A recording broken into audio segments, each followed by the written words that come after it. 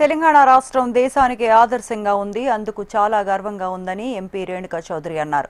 42% బీసీలకు స్థానిక సంస్థల్లో రిజర్వేషన్ కేటాయింపు పట్ల సీఎం రేవంత్ రెడ్డికి ధన్యవాదాలు తెలిపారు. ఇది రాజకీయ నిర్ణయం కాదని, సామాజికంగా గొప్ప మార్పునకు నాంది అన్నారు.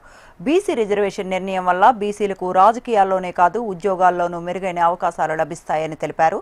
రేవంత్ రెడ్డి ఆధ్వర్యంలో కాంగ్రెస్ ప్రభుత్వం చేస్తున్న అభివృద్ధి, అన్ని వర్గాల ప్రజల అభ్యున్నతి కోసం ప్రభుత్వం తీసుకుంటున్న మంచి నిర్ణయాలను చూసి బీఆర్ఎస్ పార్టీ ఓర్వలేకపోతోందని రేణుకా చౌదరి విమర్శించారు.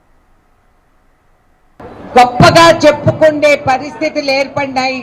రాష్ట్ర వ్యాప్తంగా, భారతదేశ వ్యాప్తంగా కూడా తెలంగాణ రాష్ట్రం అనేది ఆదర్శంగా శాశ్వతంగా నిలబడిపోతుంది అనేది మనం గమనించుకోవాలి. అందరము కూడా ఈ రాష్ట్రంలో ఉండే వాళ్ళు గర్వపడాల్సిన కారణం ఇది.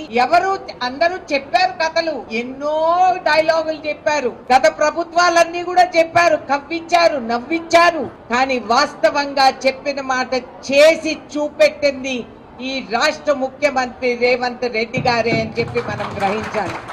మొండి పట్టు పట్టి కులగన్న చేసి రాహుల్ గాంధీ గారి ఆదేశం పైన స్ఫూర్తితో ఆయన వెంటనే చేపట్టి ఇవాళ మనం చేసిన విధానం కూడా ఆదర్శంగా ఉంది అని చెప్పి ఇతర రాష్ట్రాల్లో అమలు చేసినా కూడా అది పడదు అని చెప్పి వాళ్ళు చెప్పి తెలంగాణ మోడల్ నే కాపీ చేయాలనేది ఒక నిర్ణయానికి యావత్ భారతదేశంగా ఇవాళ ఏర్పడింది.